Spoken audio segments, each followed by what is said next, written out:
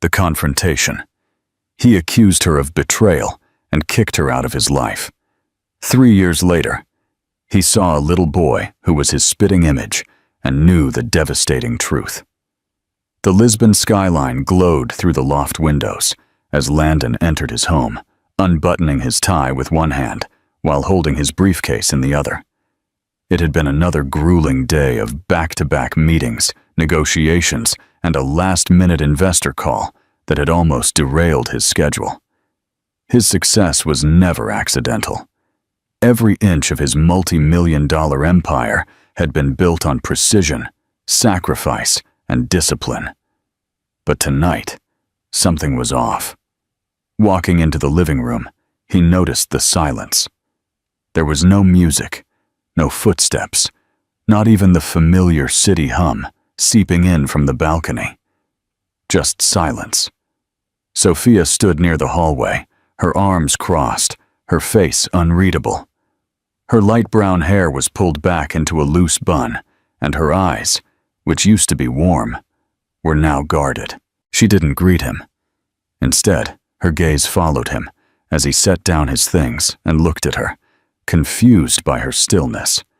Then he said it, words that were sharp, sudden, and irreversible. "You betrayed me!" Sophia blinked, stunned for a moment, and then exhaled slowly, as if she had been bracing for this. "Landon," she said softly, "I didn't." But he had already made up his mind. The anger had been slowly bubbling for days. He'd seen a text message, just one, that he had misinterpreted, and never asked her about. His pride had already written the story, and he didn't want edits. "Don't lie to me," he spat. "I saw what I needed to see. You don't need to say another word." She took a step toward him, her hands trembling slightly. "You didn't even ask. You just decided." "I don't need your explanations," he responded coldly. "I want you to leave." She stopped, her throat tight, but didn't say anything more. There were so many things she could have said, so many truths she could have thrown at him, but she didn't.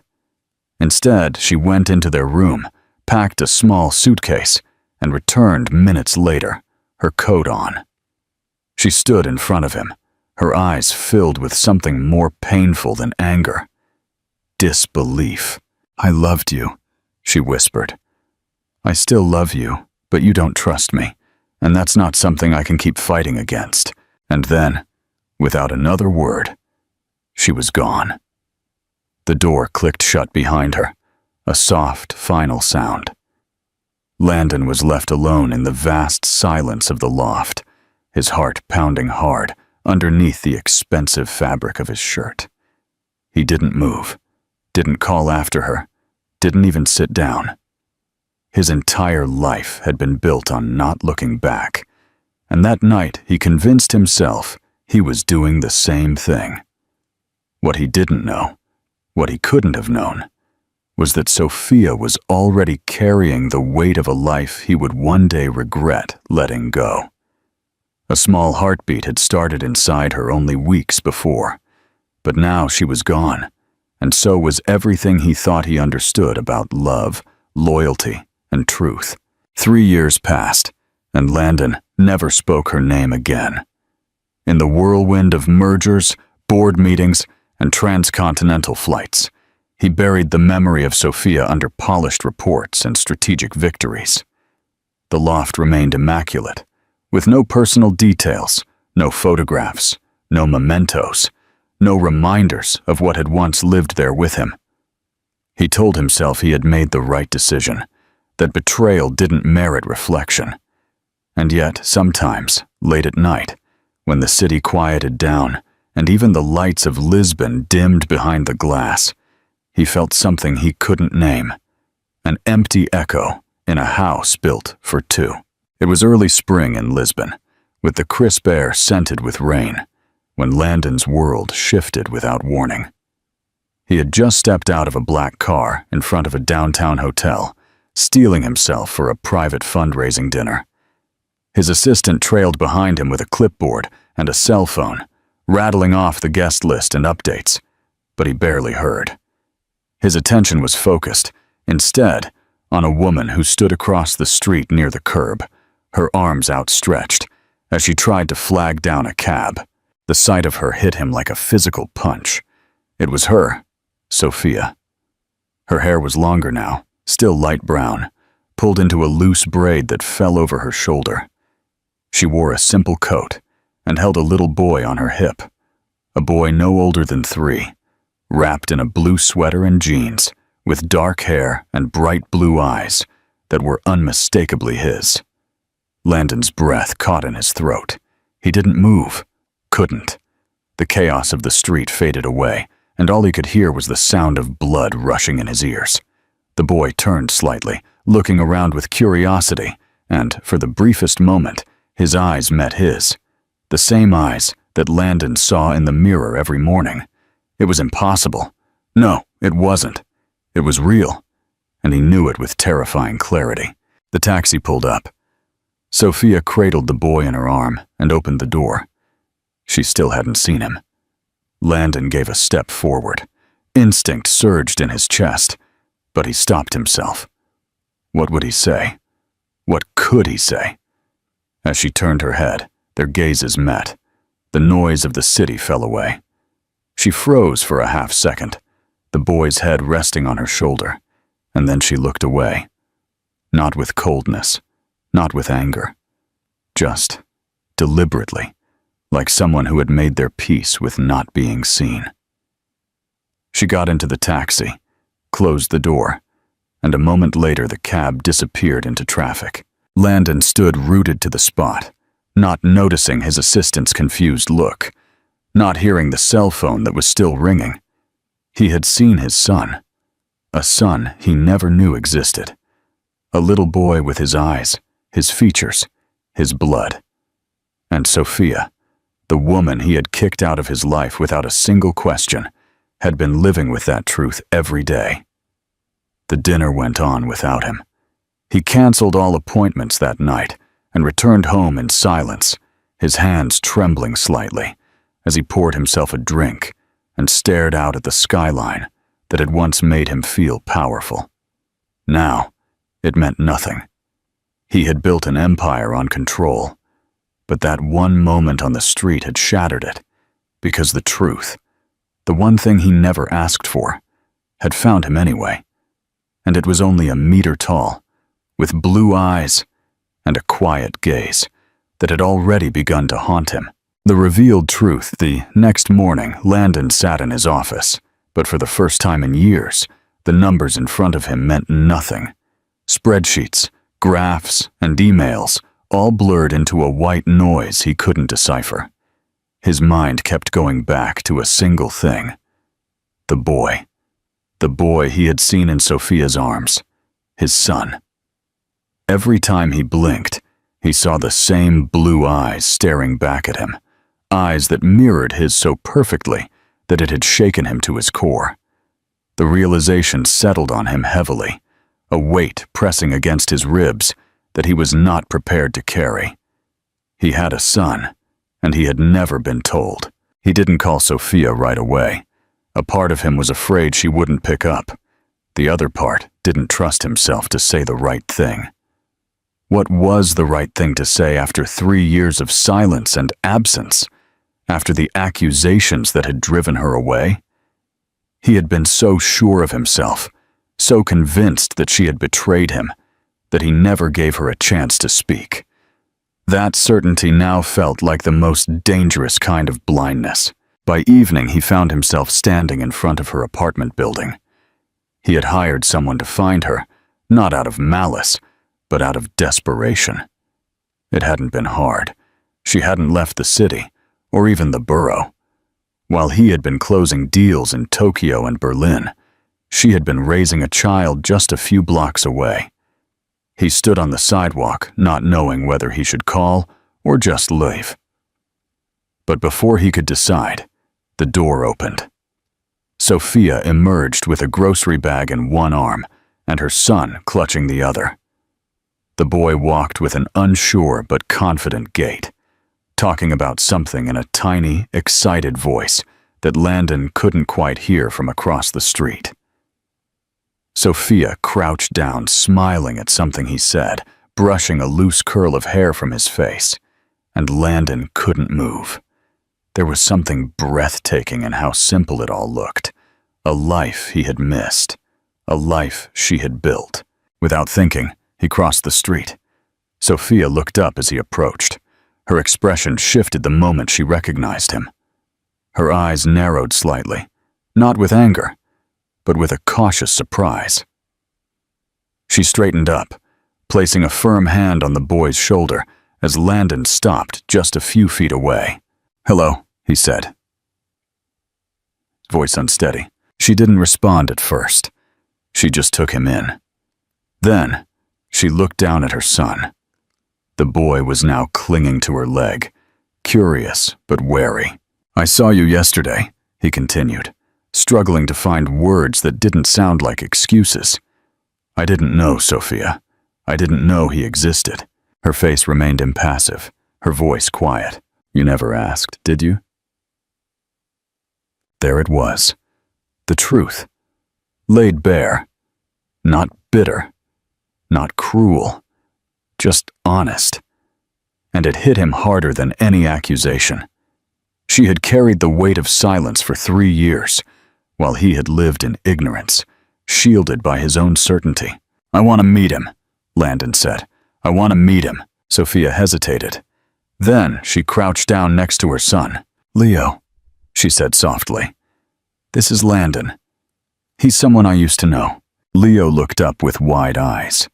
He then gave a solemn nod before hiding behind her coat. Landon didn't push. He didn't kneel or reach out. He just waited, letting the child's comfort guide him. Sophia stood up again.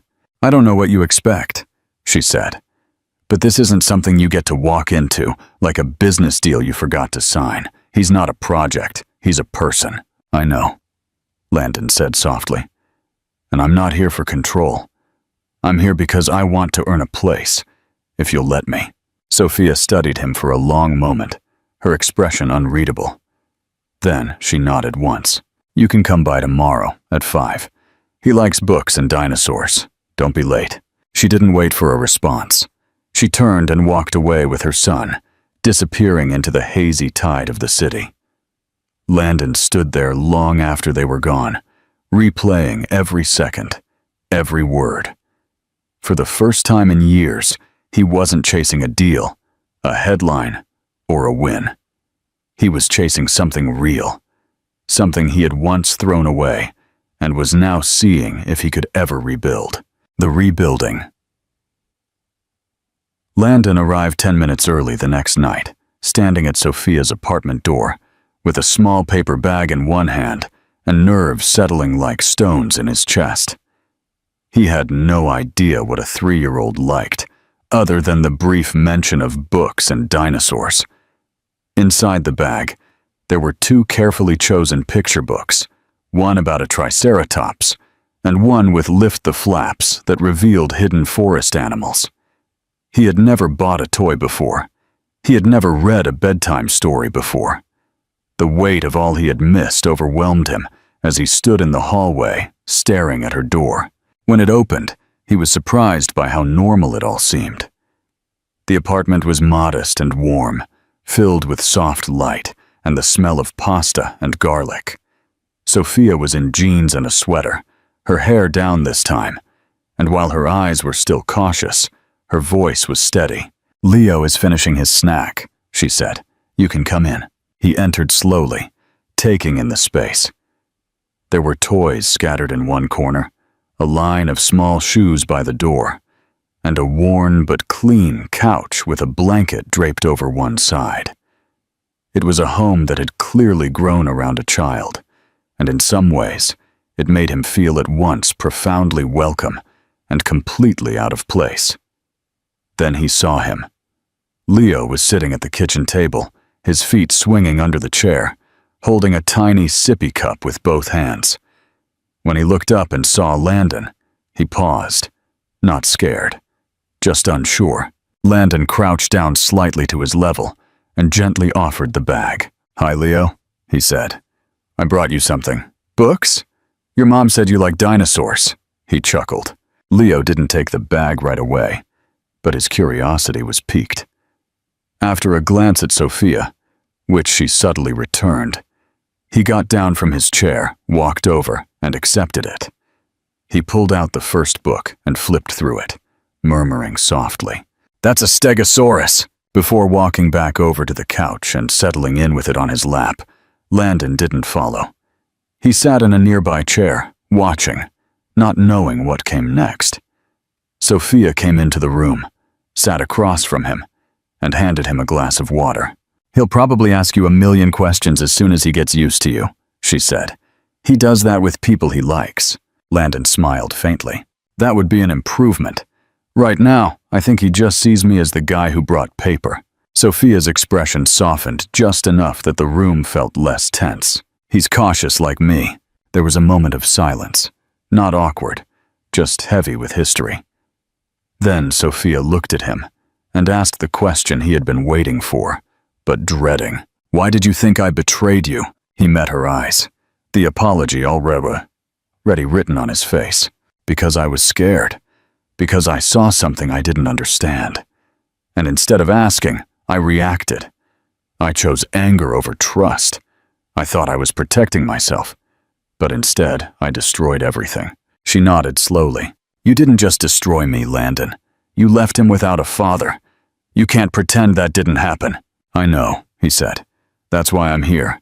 Not to erase the past, just to be a part of his future." They both looked at Leo, who was now reading aloud to himself in a small, confident voice, mispronouncing the words, but too focused to care. Sophia got up and walked over to him, adjusting the collar of his sweater and kissing the top of his head. "We read 3 books before he goes to bed," she said over her shoulder. "If you want to stay, that's one of the rules." Landon stood up, his heart pounding, and nodded. "I would like to." They sat on the couch together, Leo nestled between them, his tiny voice narrating a world full of dinosaur adventures and owls, hidden behind tree flaps. And for the first time in years, Landon didn't feel powerful or successful. He felt small, humbled, and deeply grateful to be allowed in that space. When it was time for bed, Leo walked over to him without thinking and let Landon help him down. It was a small gesture, but for Landon, it was everything. Before he left, Sophia stopped him at the door with her arms crossed, watching him closely. "Same time next week," he nodded. "Or sooner, if you'll let me." She didn't answer right away. Then, softly, she said, "We'll see." The door closed softly behind him, and Landon stood in the hallway for a long time, holding on to the quiet sound of his son's voice that still echoed in his head. He hadn't earned forgiveness. Not yet. But for the first time, he felt like he might be starting to deserve a place in the story. The new reality. In the weeks that followed, Landon returned to Sophia's apartment with a regularity, always on time, never empty-handed, but never trying to impress. He brought puzzles, coloring books, and once, a tiny stuffed dinosaur that Leo insisted on taking to bed with him that night. Each visit started with doubt and ended with something warmer. Leo, once quiet and cautious, now waited by the window for him to come at 5, asking his mom every few minutes, "Is he coming today?" The shift was slow, but it was real. And Landon felt it in the way the boy started to take his hand without fear or lean into his side during story time. There were no grand breakthroughs, just the quiet accumulation of trust, one afternoon at a time. Landon also started staying a little longer. He'd help clean up after dinner, listen to Leo's recounting of his preschool day, and sometimes, when Sophia allowed it, he'd put him to bed. At first, he stumbled through the bedtime routines, not knowing where the pajamas were kept or which story Leo preferred. But Sophia was patient, watching from the doorway and gradually backing away, letting Landon figure it out. And he did. He memorized the rhythm of Leo's routines, learned which corner of the blanket to tuck in first, and which lullaby to hum softly as the boy drifted off to sleep. One night, after he had put Leo to bed, Landon came into the kitchen, where Sophia was making tea. She handed him a cup without asking, and leaned against the counter. Her arms crossed, but not defensively.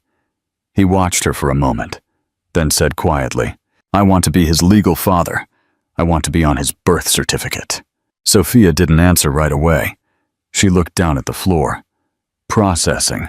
Her fingers tightened slightly around her mug. "You weren't there when he was born, or when he got sick that winter, and I was alone in the emergency room, terrified, or when he said his first word. I did all of that alone, and not because I wanted to. I had no choice." "I know," Landon said, "and nothing I do now is going to change that. But I am here. This time, I'm not leaving." Sophia looked up, her expression more tired than angry. "It's not just about showing up now. It's about staying when it's inconvenient, when he's older, and asks the hard questions, when he wants to know why you weren't there." "I'll answer every one of them," Landon said sincerely. "And I will never, ever let him believe he wasn't wanted. Even though I didn't know about him, I love him now, with everything I have." She nodded slowly. Her shoulders relaxed a little. "We're going to need a lawyer. The paperwork. Court hearing. I've already scheduled the consultation," he said. "I just need your consent." For a moment they just stood in silence, the air between them filled with a strange mix of pain and progress. Then Sophia did something unexpected. She reached for a folder that was on the counter and handed it to him. "I kept his original documents. I don't know why. Maybe a part of me hoped you'd ask one day." Landon took it with trembling hands. Inside were hospital records, immunization forms, and a tiny footprint on a birth certificate that read Mother Sophia, and under Father a blank space. "I don't deserve to be on this," he said quietly. Sophia met his eyes. "Then earn it." 2 weeks later, they sat next to each other in a family courtroom. Leo sat with a social worker, coloring quietly, oblivious to the importance of the moment. When the judge asked Sophia to confirm that she wanted to add Landon to the birth certificate, she didn't hesitate. "Yes, I do," she said. "He's not the same man who kicked me out?" When the judge turned to Landon, he cleared his throat before speaking. "I failed once," he said, "but I'm not going to fail again. I want to be his father in every way, not because the law says I can, because I love him, and I'll prove it every day I'm given the chance." The judge signed the papers. It wasn't dramatic. No one applauded. But Landon felt the gravity of that signature like a promise. He didn't walk out of the courtroom feeling victorious. He walked out feeling humbled, overwhelmed by all he had to make up for and by all he was willing to give. That night, Leo climbed into his lap with the birth certificate in his hands and said, "Mommy said you're my daddy now." Landon smiled. Hugging him later, "I always have been, buddy. We just needed the paperwork to catch up." The new beginning. Summer arrived softly, with long evenings and sunny mornings that felt like a second chance. By now, Landon had become a part of Leo's daily life.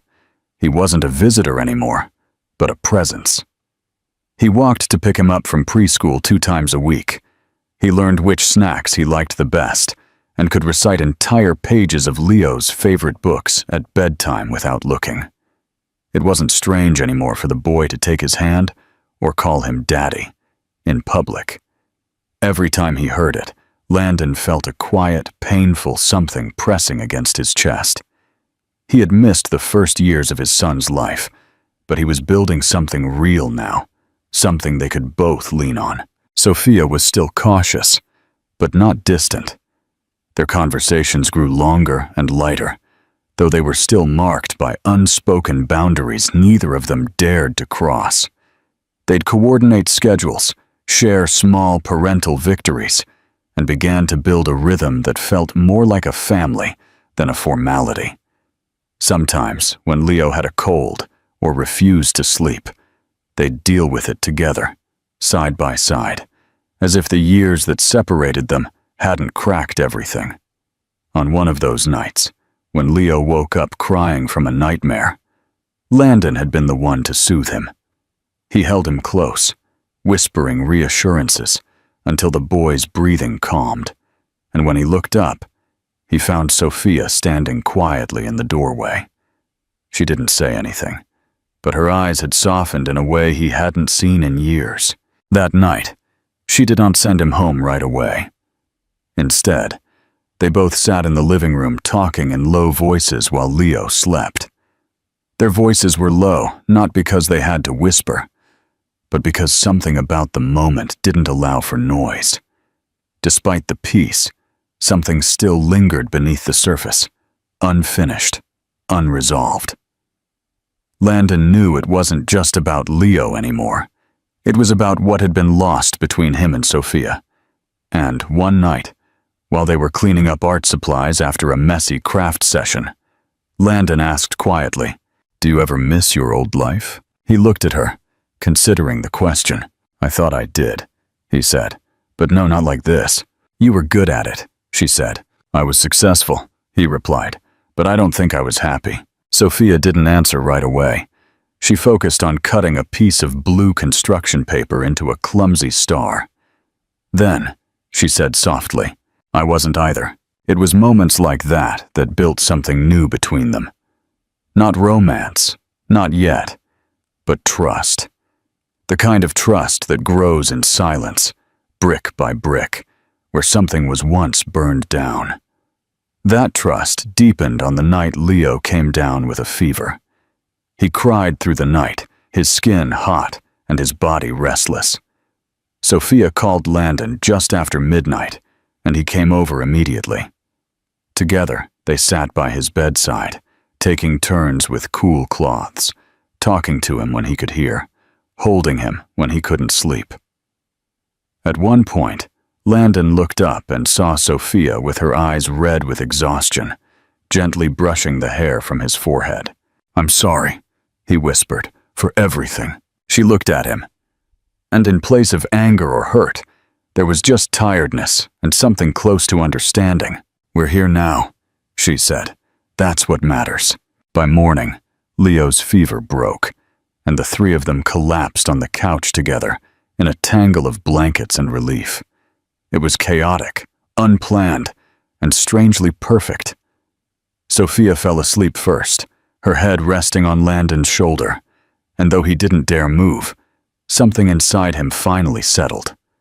For the first time in years, he felt like he belonged. From that moment on, things began to shift, not in dramatic ways, not with grand declarations, but in small, quiet ways. Sophia stopped putting limits on how often Landon could stay.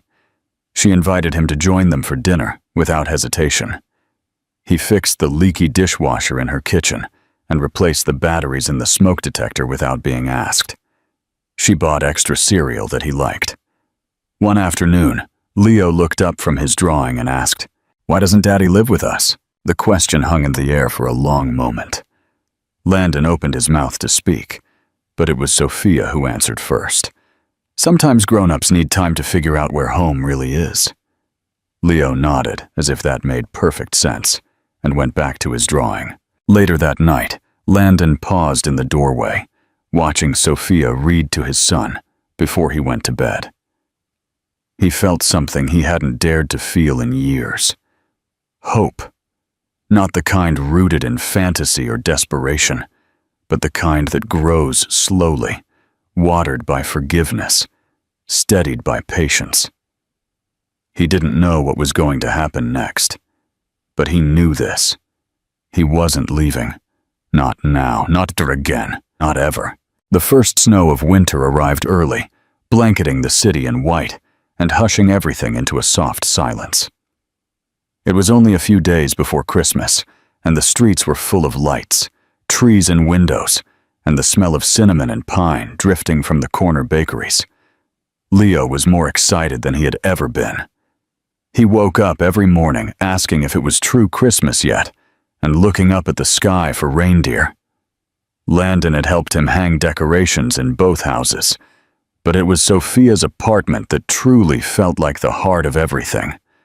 Warm, full of laughter, and decorated with ornaments made from popsicle sticks and glitter. On Christmas Eve, Sophia surprised Landon by inviting him to spend the night with them, not just to drop off presents or to join them for an hour, but to stay, to be a part of it all. She didn't use big words or offer explanations. She simply said, "Leo wants you here." And Landon had nodded, not trusting himself to say more. They cooked cookies that afternoon, flour dusted across all the surfaces, and stuck to Leo's cheeks like snow. Sophia put on old Christmas records, humming softly as she stirred batter and doled out spoonfuls of dough. Landon watched her move through the kitchen, graceful even in the chaos, and he felt the same quiet ache in his chest, the one that reminded him how much he had missed and how many chances he had been given to make it up. That night, after dinner and stories, after Leo had carefully placed a cookie and a note for Santa near the window, they put him to bed together. He was too excited to fall asleep, but they stayed anyway, sitting on either side of him until his eyes finally drifted shut. Sophia got up first and turned off the light, and Landon followed her to the living room, where the glow of the tree lit the room with a soft gold. There was silence between them for a few minutes, not heavy, not awkward, just filled with unspoken thoughts. Finally, Sophia turned to him, her expression unreadable.